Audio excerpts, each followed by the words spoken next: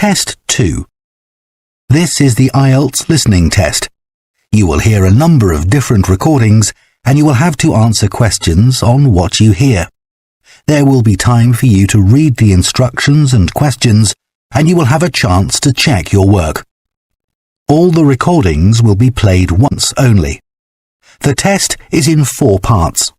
At the end of the test, you will be given 10 minutes to transfer your answers to the answer sheet. Now turn to Part 1. Part 1. You will hear a man asking about voluntary work in the village that he has just moved to. First, you have some time to look at questions 1 to 7.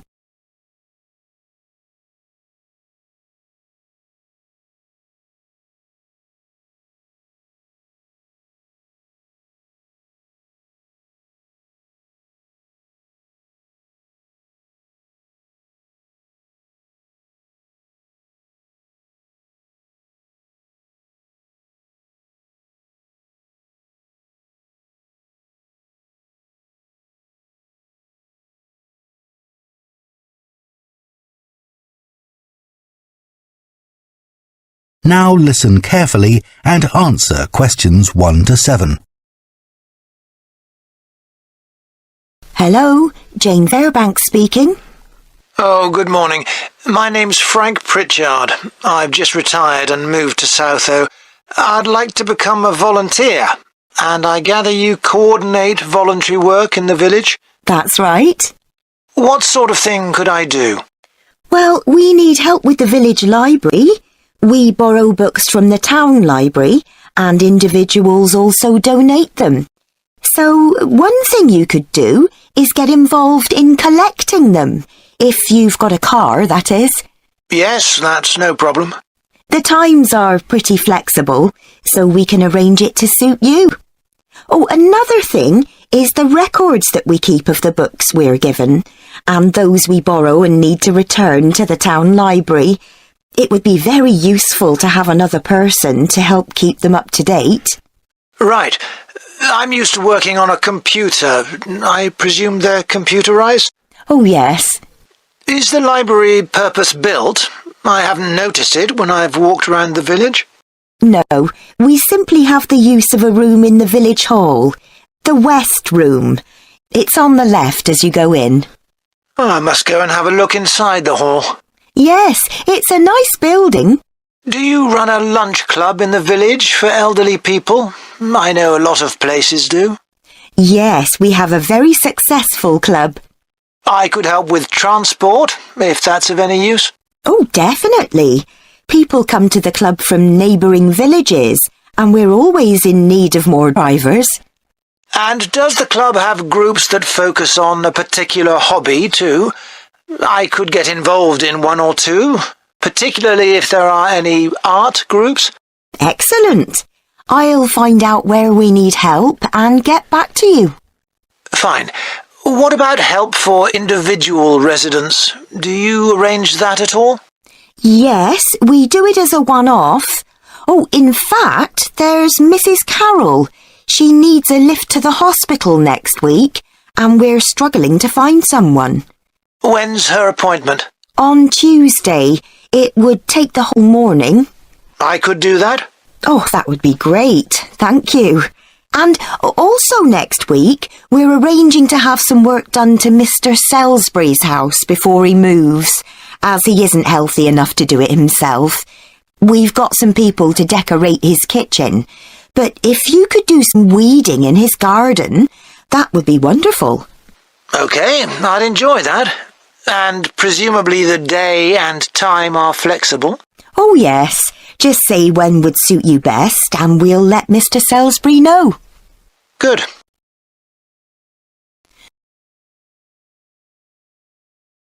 Before you hear the rest of the conversation, you have some time to look at questions 8 to 10.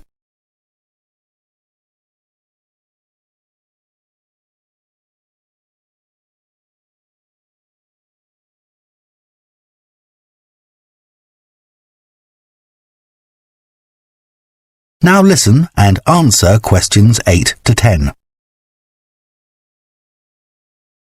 The volunteers group also organises monthly social events, which is a great way to meet other people, of course. Uh-huh. So next month, on the 19th of October, we're holding a quiz. A couple of residents are great at planning unusual ones, and we always fill the village hall. That sounds like fun. Can I do anything to help? Well, because of the number of people, we need plenty of refreshments for halfway through. So if you could provide any, we'd be grateful. I'm sure I could. I'll think about what to make and let you know. Thank you. Then on November the 18th, we're holding a dance, also in the village hall. We've booked a band that specialises in music of the 1930s. They've been before, and we've had a lot of requests to bring them back. I'm not really a dancer, but I'd like to do something to help. Well, we sell tickets in advance, and having an extra person to check them at the door as people arrive would be good. It can be quite a bottleneck if everyone arrives at once. OK, I'm happy with that. We're also arranging a New Year's Eve party. We're expecting that to be a really big event, so instead of the village hall, it'll be held in the Mountfort Hotel. The... Mountfort. M-O-U-N-T-F-O-R-T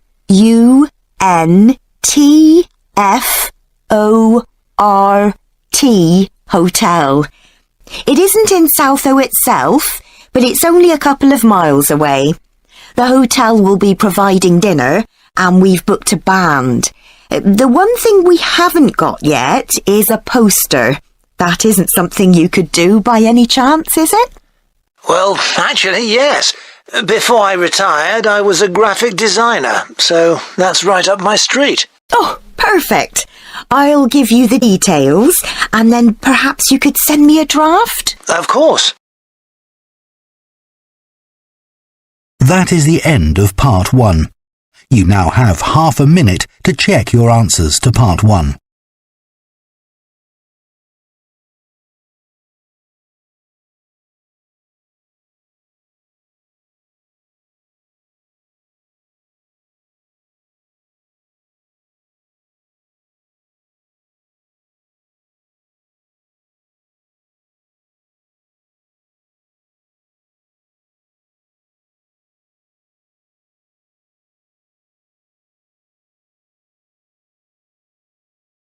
Part 2. You will hear a guide at a tourist attraction called Oniton Hall talking to a group of visitors. First, you have some time to look at questions 11 to 14.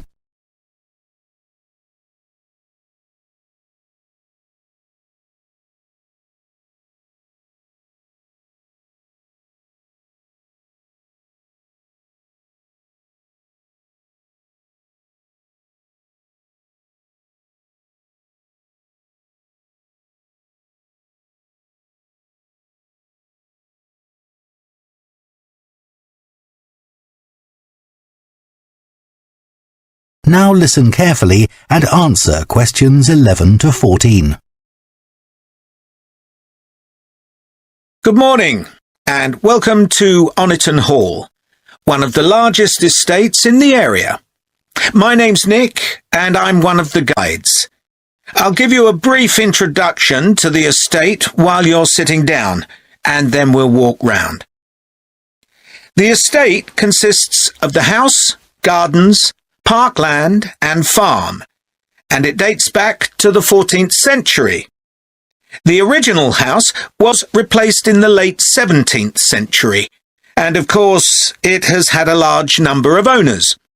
Almost all of them have left their mark, generally by adding new rooms, like the ballroom and conservatory, or by demolishing others. The farm looks much as it's always done, although the current owner has done a great deal of work to the flower beds. In the 17th century, the estate was owned by a very wealthy man called Sir Edward Downes. His intention was to escape from the world of politics after years as an active politician, and to build a new house worthy of his big collection of books, paintings and sculptures. He broke off contact with his former political allies and hosted meetings of creative and literary people, like painters and poets. Unusually for his time, he didn't care whether his guests were rich or poor, as long as they had talent. Big houses like Oniton had dozens of servants until the 1920s or 30s, and we've tried to show what their working lives were like. Photographs, of course, don't give much of an idea, so instead, as you go round the house, you'll see volunteers dressed up as 19th century servants going about their work. They'll explain what they're doing and tell you their recipes or what tools they're using. We've just introduced this feature to replace the audio guide we used to have available. I see there are a number of children here with you today.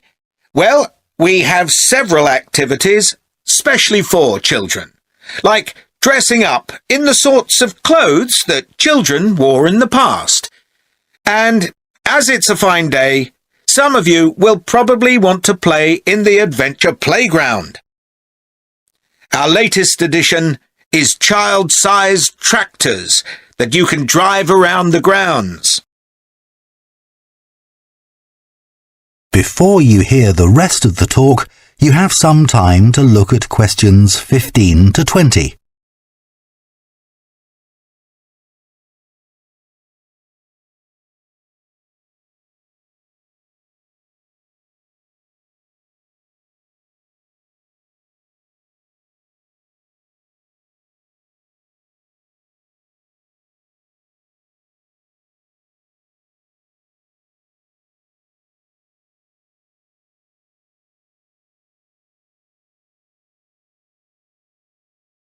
Now listen and answer questions 15 to 20.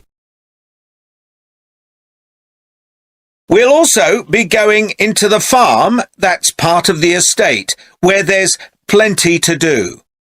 Most of the buildings date from the 18th century, so you can really step back into an agricultural past.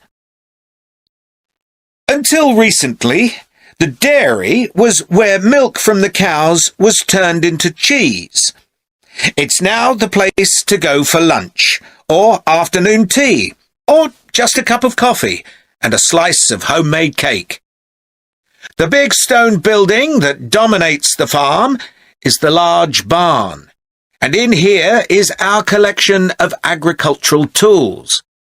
These were used in the past to plough the earth, sow seeds, make gates, and much more. There's a small barn, also made of stone, where you can groom the donkeys and horses to keep their coats clean.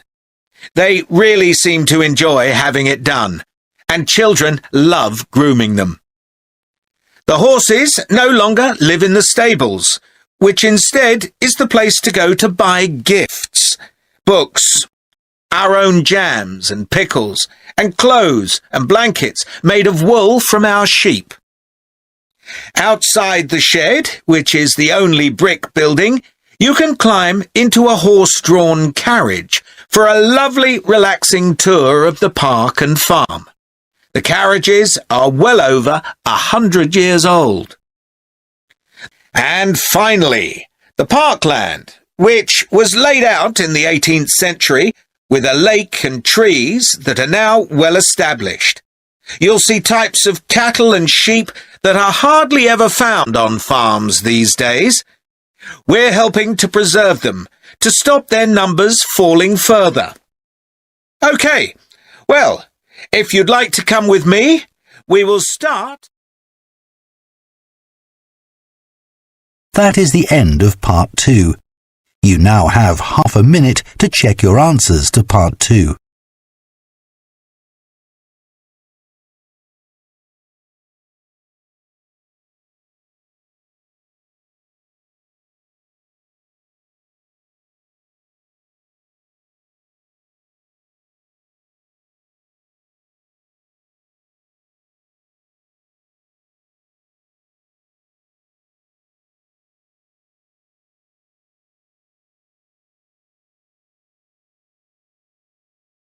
Part 3.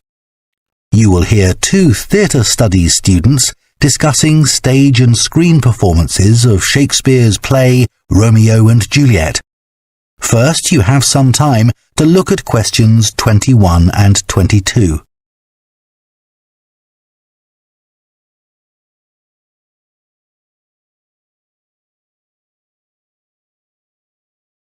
Now listen carefully and answer questions 21 and 22. Did you make notes while you were watching the performances of Romeo and Juliet, Gemma? Yes, I did. I found it quite hard, though. I kept getting too involved in the play. Me too. I ended up not taking notes. I wrote down my impressions when I got home. Do you mind if I check a few things with you, in case I've missed anything? And I've also got some questions about our assignment. No, it's good to talk things through. I may have missed things too. Okay, great. So, first of all, I'm not sure how much information we should include in our reviews. Right. Well, I don't think we need to describe what happens, especially as Romeo and Juliet is one of Shakespeare's most well-known plays. Yeah, everyone knows the story. In an essay, we'd focus on the poetry and Shakespeare's use of imagery, etc., but that isn't really relevant in a review. We're supposed to focus on how effective this particular production is. We should say what made it a success or a failure.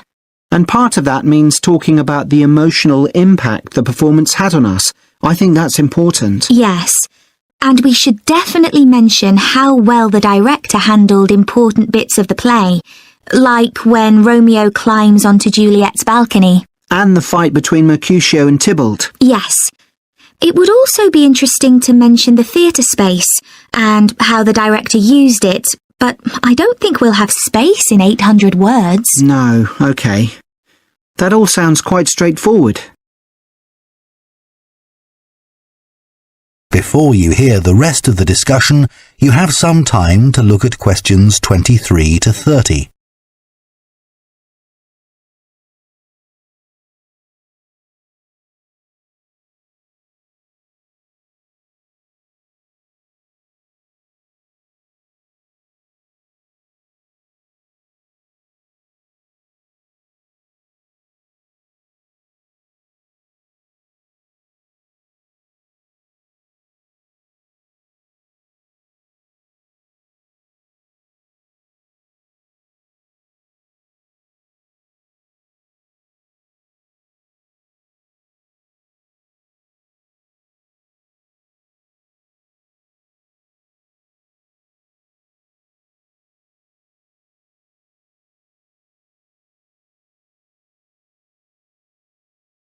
Now listen and answer questions 23 to 30.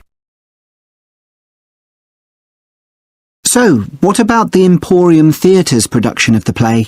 I thought some things worked really well, but there were some problems too. Yeah. What about the set, for example? I think it was visually really stunning. I'd say that was probably the most memorable thing about this production. You're right. The set design was really amazing. But actually, I have seen similar ideas used in other productions. What about the lighting?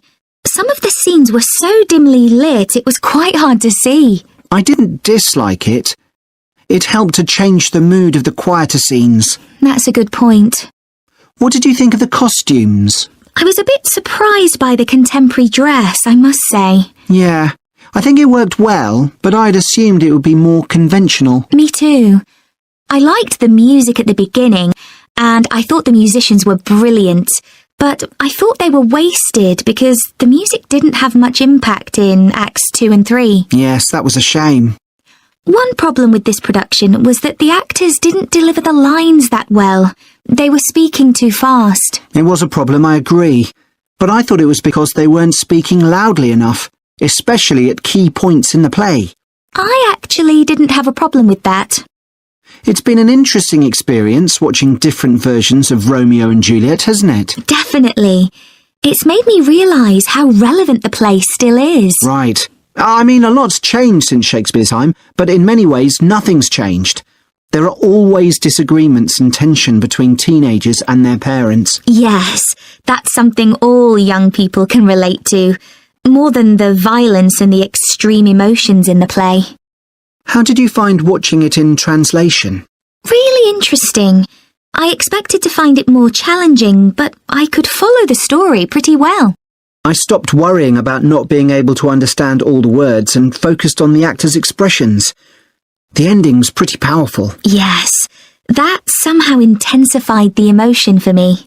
Did you know Shakespeare's been translated into more languages than any other writer? What's the reason for his international appeal, do you think? I was reading that it's because his plays are about basic themes that people everywhere are familiar with. Yeah, and they can also be understood on different levels. The characters have such depth. Right, which allows directors to experiment and find new angles. That's really important because... That is the end of part 3.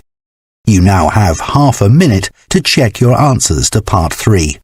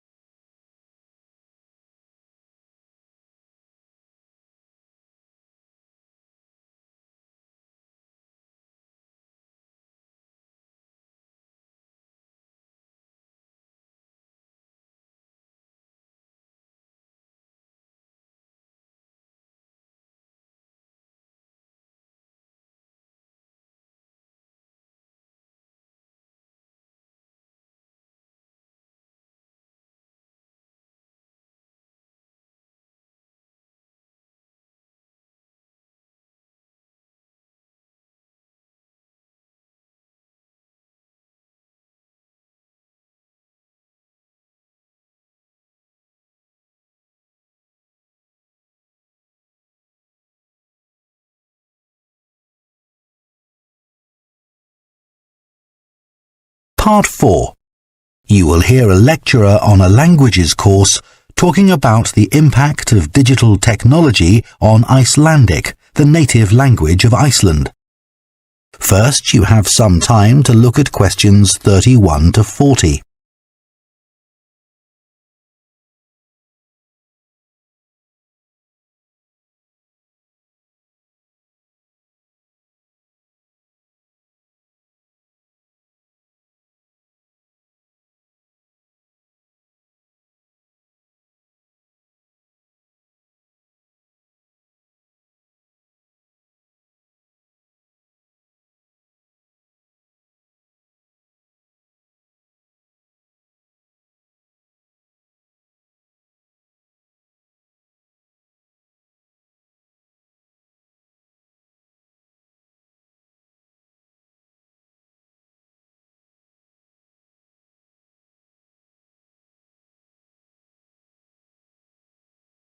Now listen carefully and answer questions 31 to 40.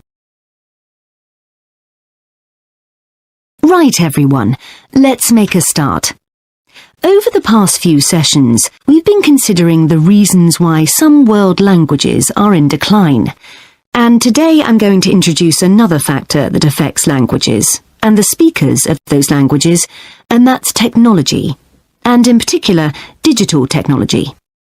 In order to illustrate its effect, I'm going to focus on the Icelandic language, which is spoken by around 321,000 people, most of whom live in Iceland, an island in the North Atlantic Ocean. The problem for this language is not the number of speakers, even though this number is small, nor is it about losing words to other languages, such as English. In fact, the vocabulary of Icelandic is continually increasing, because when speakers need a new word for something, they tend to create one, rather than borrowing from another language. All this makes Icelandic quite a special language. It's changed very little in the past millennium, yet it can handle 21st century concepts related to the use of computers and digital technology. Take, for example, the word for web browser. This is vafri in Icelandic, which comes from the verb to wander. I can't think of a more appropriate term because that's exactly what you do mentally when you browse the internet. Then there's an Icelandic word for podcast, which is too hard to pronounce, and so on. Icelandic, then, is alive and growing, and it's a big but, young Icelanders spend a great deal of time in the digital world, and this world is predominantly English. Think about smartphones. They didn't even exist until comparatively recently, but today young people use them all the time to read books, watch TV or films, play games, listen to music, and so on. Obviously, this is a good thing in many respects because it promotes their bilingual skills, but the extent of the influence of English in the virtual world is staggering, and it's all happening really fast. For their parents and grandparents, the change is less concerning because they already have their native speaker skills in Icelandic. But for young speakers, well, the outcome is a little troubling. For example, teachers have found that playground conversations in Icelandic secondary schools can be conducted entirely in English, while teachers of much younger children have reported situations where their classes find it easier to say what is in a picture using English rather than Icelandic. The very real and worrying consequence of all this is that the young generation in Iceland is at risk of losing its mother tongue.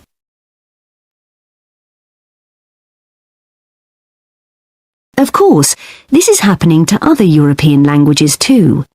But while internet companies might be willing to offer, say, French options in their systems, it's much harder for them to justify the expense of doing the same for a language that has a population the size of a French town, such as Nice.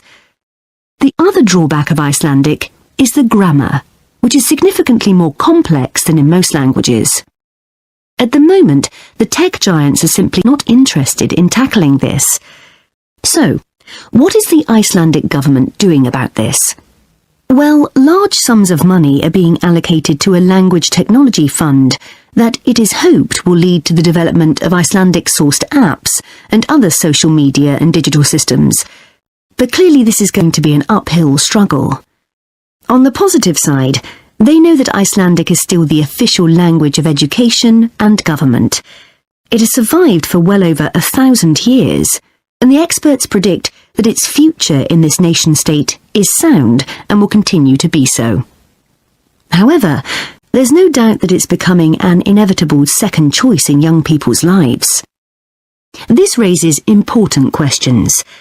When you consider how much of the past is tied up in a language, will young Icelanders lose their sense of their own identity?